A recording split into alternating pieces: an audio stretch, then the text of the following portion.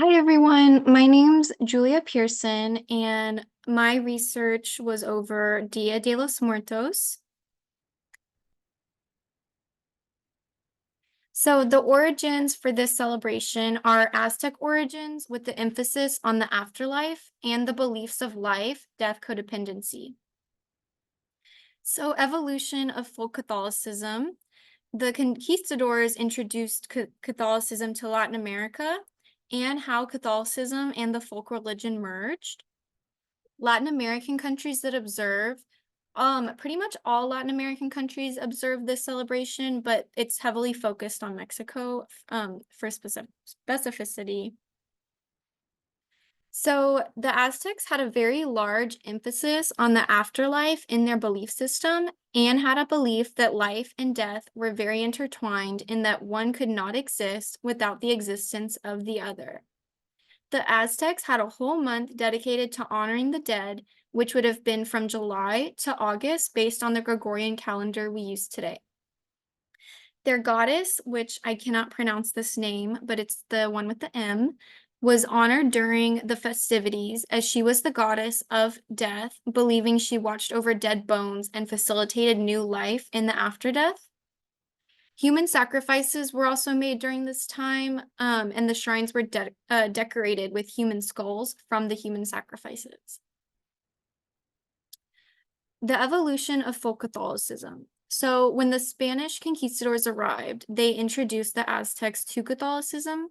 And with this introduction and Christianization of the native folk, a kind of folk Catholicism evolved to merge the ancient beliefs and traditions with the traditions of the Catholic belief system. The Catholic Spanish priests moved the celebration to coincide with the Catholic holidays of All Saints' Day and All Souls' Day, which were November 1st and 2nd. Human sacrifices were stopped at this time, and the shrines evolved in what we know as ofrendas today. The Latin American countries that celebrate. Most current Latin American countries recognize Dia de los Muertos. However, the one country most people outside of Latin America think of when thinking of Dia de los Muertos is Mexico. Traditions vary slightly by each region and country, but the sugar skulls, marigold, and food offerings at the ofrendas in Mexico have become recognizable characteristics associated with Mexico. The traditions. The past traditions or the early ofrendas were decorated with human skulls from the Mesoamerican human sacrifices. The current traditions are still ofrendas, food, but the sugar skulls replace the real human skulls.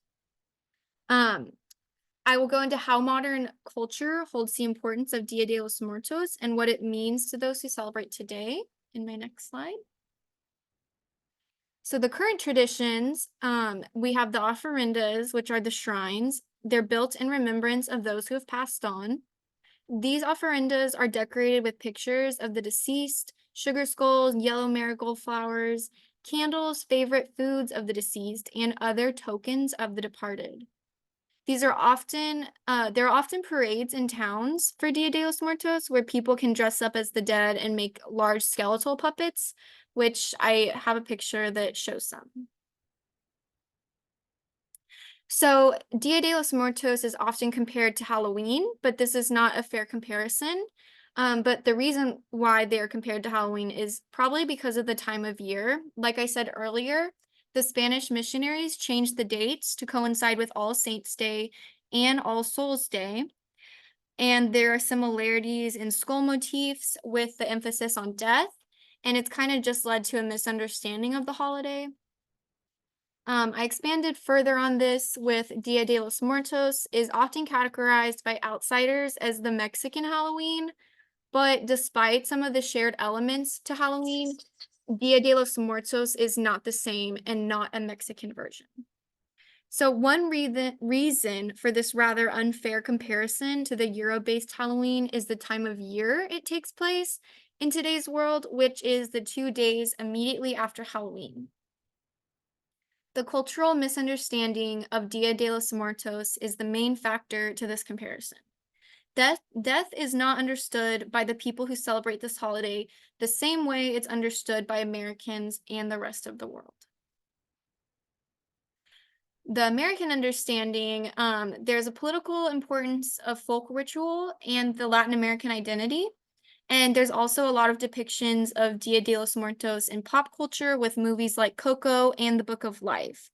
And this kind of leads to the commodification of the celebration. So, Dia de los Muertos is celebrated in many communities within the US. The Latin American and Hispanic communities celebrate every year and hold their own parades and set up their ofrendas. This celebration is not only a celebration of the life of the loved ones who have passed, but it's also a beautiful tether to their heritage and serves as one kind of outlet to their identity expression. In recent years, there have been movies made centered around the celebration, like I mentioned earlier, one of the most popular ones being Disney's Coco, which was in 2017, and The Book of Life, which was in 2014. It's also a representation of the elements, the beliefs, and traditions of Dia de los Muertos.